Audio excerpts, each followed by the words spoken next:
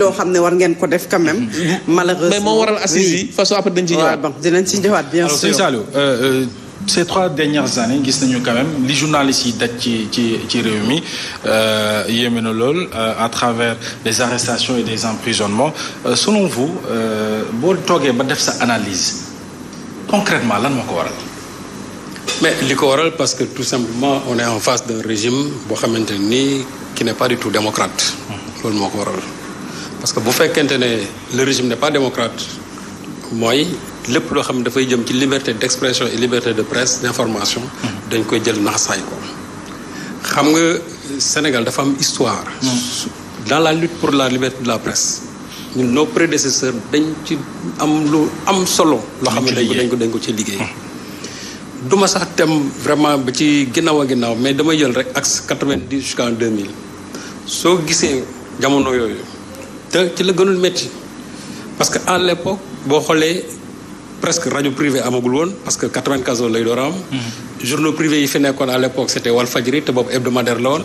après moom Sud Hebdo à partir maintenant de 1990 aussi il y a eu le Témoin bon ci la journaux yi commencé di ñëw ndànk-ndànk.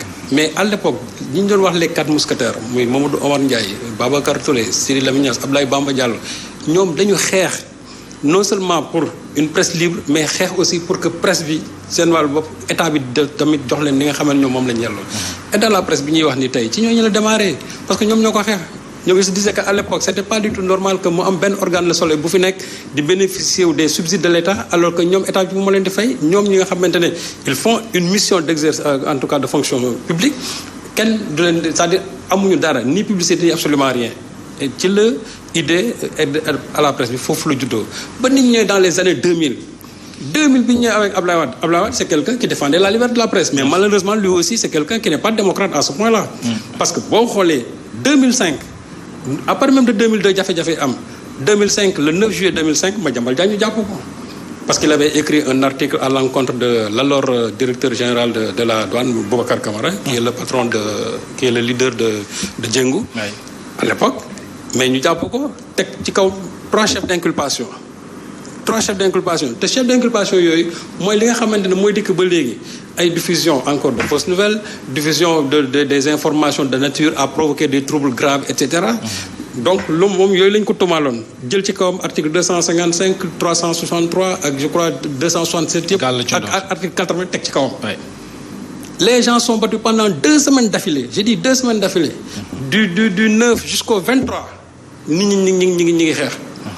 il a fallu le 26 juillet 15 jours après qu'Abdoulaye Wade mën na plier wu. te il a dafa dem sax ba Jacques Chirac l'a complètement secoué. mu daal di ñëw daal di ne dina supprimer article 80 te article 80 boobu jusqu'à aujourd'hui moo fi nekk. et puis li ma metti mooy ñun génération bi nga xamante ne tey ñoo fi nekk. pourquoi cette terme de solidarité amatul. moom laa la journal tey li fi nekk tey xam nga ñooñu bi ñu ñëwee d'abord code bi nga xamante ne moom lañu indi. les gens disaient que un code révolutionnaire mais man quand je lis le code là mais je dis que ce code là c'est un code répressif. c'est-à-dire c'est le code pénal même des journalistes parce que li ma ci gis du lenn loo xam ne ni dafay améliorer le sort des journalistes du lenn loo xam ne aussi daf koy garantir. parce que dès le départ soo ko liiree code bi surtout ci objectif yi boo xoolee objectif yi parce que 9 objectifs loolu dans l'exposé des motifs objectif bi ma ci gën a jàpp mooy la mise en place d'un cadre cohérent juridique au bénéfice des acteurs. xam nga ñu waxee loolu mooy li nga xamante ne moo fa nekk ci ay articles dafa war a méngoo ak li nga xam ne aussi moo nekk ci code pénal bi de fait que journaliste bi même su fekkee dafa def ay njombe aussi affaire bi du dal ci kawam. mais je prends simplement benn article 16 bi nga xamante ne moo nekk ci code de la presse bi. ak article 363 bi nga xam moo nekk ci code pénal bi. bii daf naa la le journaliste protège ses sources bii mu ne la vous ne pouvez pas opposer c'est-à-dire c'est pas opposable au juge. la protection des sources déjà foofu incohérence am na waaw incohérence na c'est-à-dire que yooyu la ñu waroon jël tey bu ñuy teg code bi. mais xam nga foofu noonu aussi même si c'est pas opposable au juge le journaliste sa déontologie lui permet refuser catégoriquement. moom la mais xamul tax aussi. mais à quelle fin xamul tax aussi. mais waaw journaliste moom laa la wax ñaar la. yow mën nga tënku ci code de la presse bi. mais juge bi aussi mën na tënku ci article 363 bi. ba pare ba pare bañ loolu. tout à fait donc moo tax ma ne la donc bu ñu wax ne la mise en place d'un cadre juridique cohérent c'est-à-dire que cohérence bi foofu loolu ñëwee li nga xam mooy nekk ci code de la presse bi dafa war a nekk en cohérence aussi avec le code pénal. Or daf ci bëri article yu bëri yoo xam ne dafa nekk dans le code de la presse et en même temps am waroo ak li nga xam moo nekk ci code pénal bi. Moi j'ai lu le code pénal français j'ai lu aussi la loi sur la liberté d'expression et d'information bu France depuis 1881. Mais ñooñu dañ ko harmoniser c'est-à-dire de sorte que yow leer na fi mu nekk ne ñoom amuñu problème pour la protection des sources mais fii déjà c'est un problème te yu mel noonu nag daf ci bëri moo tax ma ne ñun journalistes yi tey ils sont presque sous la coupe même c'est-à-dire de la justice. Les journalistes ne sont pas du tout protégés et malheureusement bon j'avais l'impression que code bi aussi bi ñu koy def.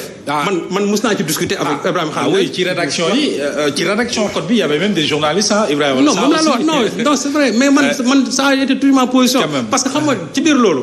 toujours ñoom bu ñuy wax code bi. il faut assainir la presse il faut assainir c'est-à-dire on a l'impression que assainissement boobu la ñuy wax man j'ai toujours dit que. il faut professionnaliser la presse. ce mot assainissement là jël leen ko ngeen teg ko fee y a pas d'insanité dans la presse. ak nu mën a demee y a pas d'insanité. Mais nit ñi seen souci pour ñoom mooy il faut tout faire pour écarter ñenn ñi bàyyi ñenn ñi ci biir or lan la jur tey. tey avec la délivrance des cartes de presse lan la jur jusqu'à aujourd'hui.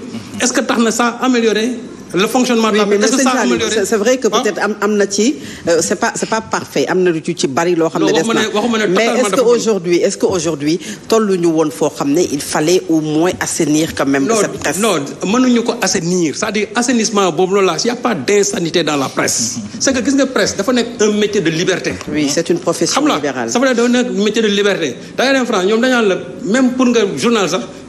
Tu n'as même pas besoin d'aller demander une autorisation. Tu fais une publication, l'essentiel c'est que li parquet bi exigé tout simplement def ko. Parce que c'est un exercice, c'est un métier de liberté. Dafa am foo xam ne boo ci indee boo ci tegee ay piquet, c'est-à-dire tu restreins même cette fonction même du journaliste. Loolu moo waral tey fi ñu toll nii les journalistes ne sont pas protégés par l'actuel code.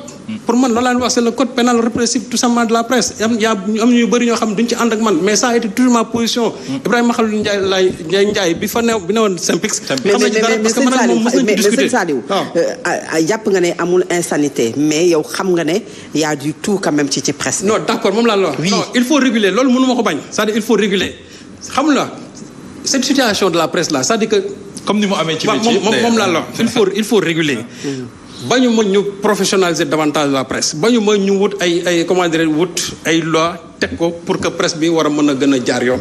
Mais dama ne bu fekkente ne aussi dafa nekk code boo xamante ne li ci gën a ëpp mooy comment réprimer les journalistes j'ai dit que loolu aussi c'est un problème Sidy Lamine Niass Dieu et pitié de son âme waxoon na fi ay jamono. mu ne lii ma gis nii c'est-à-dire que lii mën nañ ci sax déstabiliser une entreprise de presse la preuve aujourd'hui bi ñu bëggee couper ñun suñu signal fii Walfadjri. du ma see fii Sen TV on l'a fait à Walfadjri aussi on a fait la même chose nous à 2 reprises on a subi ici des coupures. ci yoo xam ne nag teguñu ko ci dara. mais c'est pas sur la base du code c'est sur la base. du texte. du CNRA. qui date de février 2006. Ça il faut le dire quand même aussi. Non peut-être waxuma code bi de. non c'est-à-dire je veux tout simplement parler encore ba léegi incohérence yi c'est-à-dire. yi may wax c'est-à-dire bu fekkee ne dañuy teg dara. loi yi nga xamante ni yëpp day ñëw ci métier boobu dañ c'est-à-dire mise en cohérence boobu nga xamante ne wax nañ ko ci biir code de la presse bi daf ci war a feeñ. Parce que su fekkente ne ñun malgré le code de la presse aujourd'hui on est exposé à la sanction du CNRA c'est un problème on est exposé à la sanction du ministre c'est un problème. Et le ministre justement qui dit que sur l'affaire Pape Alé même s'il est sorti s'il bénéficie d'une liberté provisoire depuis sànq ci ngoon buy wax ne démb ci conférence de presse bi que Pape Alé Niang est un récidiviste yow loolu ban jàngat nga ci am. mais xam nga Ismaïla Madior Fall ça loolu mëninam la man quand j'étais à Rebeuss je l'ai entendu dans une conférence de presse remercier des journalistes xaajal leen. ne woy merci parce que woy journalistes yi ñi ñoo baax c'est-à-dire ça c'est du manichéisme. Et en même temps aussi bëgg a taxaw daal ne y a des journalistes subversifs. Mais ma bëgg wax monsieur le ministre que ñun fii kenn gënuñu bëgg réew mi. réew mi gënuñu ko bëgg. tout ce que les gens sont en train de faire c'est parce que dañoo bëgg Sénégal tout simplement. mais nañ bàyyi di diviser réew mi bëgg a diviser journalistes yi ma ñii ñooy journalistes yu baax yi ñii ñooy journalistes yu bon yi. et ça aussi la presse l'a accepté parce que buy remercier ñuy remercier il se gonfle et en même temps aussi on essaie de dégonfler ñi nga xamante ne ñoom la ñuy sànni ay xeer journalistes ñoo warul nangu loolu. gis nga Fatou Abdou bataille yi nga xam ne engagé nañ ko fii ci presse bi c'est des batailles qui ont réussi nee naa 2004 on a réussi cette bataille 2005 bi ñu tëjee Sud on a réussi encore cette bataille 2008 ba ñu fi dooree ñoom Kara ak Campbell aussi sa journée sans presse boobu nga xam ne l'actuel directeur du Soleil Yakham Mbaye mii moo ko jiite woon defoon ci c'est-à-dire jiite en tout cas bay ci lu am solo boobu yëpp on a réussi bu njëkk bu ñu waxee journée sans presse ak 98% ñëpp koy respecté et loolu je crois que moo doon wane ne journalistes yi benn say lañu woon. mais tey malheureusement. parce que même récemment je pense que avec l'affaire Pape Alé def nañu benn une boo xamante ne la majorité quand même reprendre nañu ko. si reprendre nañu ko mais pour en revenir ci affaire Pape Alé bii nii.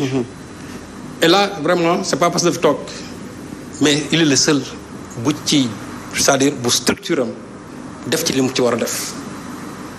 xam nga toll leen journalistes yi mais moom excepté moom sa structure. ñoom ils ont pris leur courage à deux mains daal di publier benn communiqué boo xam ne là où le SYNPICS devait être c'est-à-dire la tête de pont. Où est le SYNPICS moom mooy c'est-à-dire SYNPICS c'est là où tous les journalistes se retrouvent. Son secrétaire général a interpellé le ministre quand même. Non. En pleine conférence de presse sur l'affaire Pape Alé. Qui connaît son secrétaire général? Qui le connaît? Mais c'est Bamba aussi. Qui le connaît? Non. Il a interpellé le ministre en direct en pleine conférence de presse. Et c'est là où ça doit s'arrêter. Et c'est là où ça va s'arrêter. Mais au moins, il a fait au moins. Non. Oui, c'est ça. Mais au moins, quand même. Def na acte boobu. Abdou. 2004 xam nga 2005 quand on avait attaqué Madiambal Diagne ba jàpp ko fa Alpha Sall taxawaay ba mu ci amoon li mu ci def pendant 2 semaines man loolu depuis Alpha Sall ba léegi gisatuma ci structure de presse yi c'est-à-dire gisatuma benn kii ko def la convention des jeunes reporters parce que boobu ñu dugg ci métier bi effectivement boobu ñoo yeewoon xeex c'est-à-dire que dans cette histoire là loolu laa doon wax sànq Lissa est-ce que du ñenn ñi dañu penché wu sur la thèse que ne yow yaa ko wax léegi aujourd'hui que nga bëgg ko nga bañ ko wax on a une presse divisée c'est ça la réalité certains ñu jàpp ne ils sont des pouvoiristes ñii ñu jàpp ne ils sont loolu la ñenn ñi jàpp est-ce que du cette thèse là moo tax il faut à un certain moment c'est-à-dire aller au-delà des contingences de parti. gis nga bu intermédiaire bi taxawee. mais tout à l'heure yaa wax ne c'est la réalité mooy. la presse elle est divisée damay wax li nga xam moo war a nekk. c'est-à-dire que en réalité coloration politique du lu bon. journaliste su ko neexee mu am coloration politique mais bu fekkee ne c'est défendre maintenant c'est-à-dire l'exercice du métier. foofu la coloration politique dafay tëb. parce que nit ñi bu fekkee ne dañu bëgg a jaawle coloration politique parce que dama fa ànd ak gars yi man seen wàll boobu tey bu ñuy c'est-à-dire métier bi suñ ko menacé. dama leen war a non. bu fekkee ne c'est au plan politique soo neex nga défendre say idées politiques mais su fekkee ne métier journaliste la nag da ngay carrément su boobaa da ngay jël. mais journaliste bi également faram warul feeñ ci li muy def. non faram warul feeñ mais quand même yëgal benn affaire nit ki mën nañ ne. chacun est libre. d'accord mais Fadam même Fadam ci li ngay défendre. il s'agit de relater les faits. mais attention les faits sont sacrés. xam lan moo bon Fadam. oui xam lan moo bon que dans ce que tu es en train de faire. mooy li ngay liggéey yow sa position politique.